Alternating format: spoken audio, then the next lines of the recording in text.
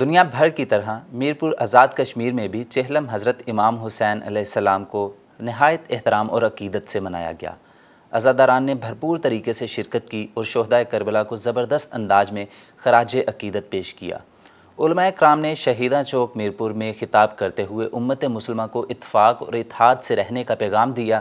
جبکہ مجلس میں شریک تمام لوگوں سے پاکستان کی سلامتی کے لیے قربانی دینے کا عہد بھی لیا۔ میرپور سے رپورٹ کر رہے ہیں قمر عباس کاظمی۔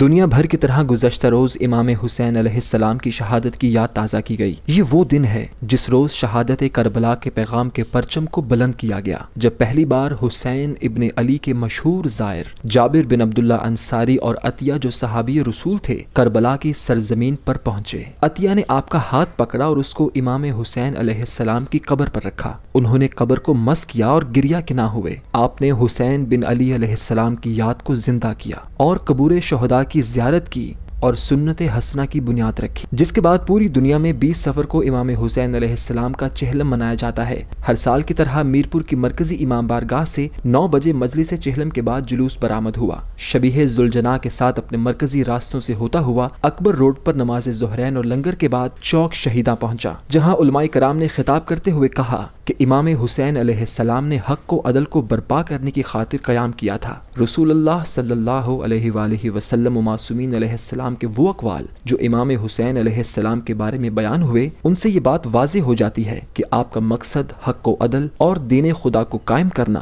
شریعت کی حاکمیت کو وجود میں لانا اور ظلم و سرکشی کو جڑ سے اکھاڑ پھینکنا تھا۔ مقصد پیغمبر اکرم صلی اللہ علیہ وآلہ وسلم اور دیگر پیغمبروں کے راستے کو آگے بڑھانا اور اسلامی حکومت اور اسلامی نظام کو برسر پیکار لانا تھا۔ اپنے دونوں ہاتھوں کو فضا میں بلند کر کے میرے ساتھ باواد بلند کہیں گے 14 مرتبہ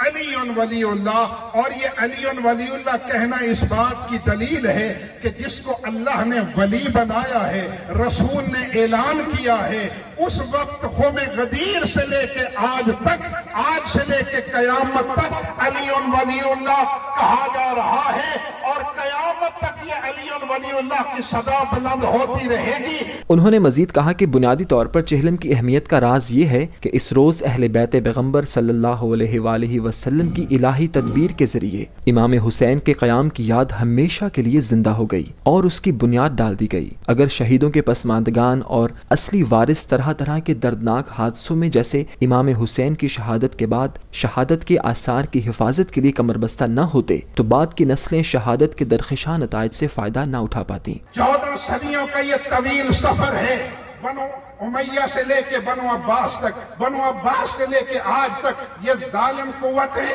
یہ انہوں نے ایڑی چوٹی کے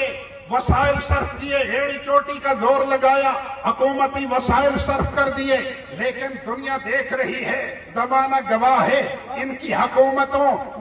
حکومتیں ختم ہو گئی، ان کے ایوان گر گئے، ان کے تخت زمین بوس ہو گئے، ان کے تاج اچھل گئے، یہ رسوا ہو گئے، برباد ہو گئے، تباہ ہو گئے، ان میں سے کسی کی قبر کا نشان تک موجود نہیں۔ اس موقع پر انتظامیہ کا شکریہ ادا کیا گیا اور پاکستان کی سلامتی کی خاطر اپنی جان بھی قربان کرنے کا عہد کیا گیا۔ نماز مغرب کے بعد چہلم کا جلوس ماتمی دستوں کے ساتھ واپس امام بارگاہ پہنچ کر اختتام پذیر ہوا۔ علماء کرام نے شرکاء کو بتایا کہ اب یہ ہماری ذمہ داری ہے کہ ہم اپنے درست اور بجا ارادوں کے ذریعے شہدائے کربلا اور فلسفہ شہادت کو صحیح معنوں میں زندہ رکھیں۔ کیمرامین ذیشا رضا کے ساتھ قمر عباس کاظمی، CNN نیوز، میرپور آزاد کشمیر۔ سہل کے ساتھ جبل بولنا،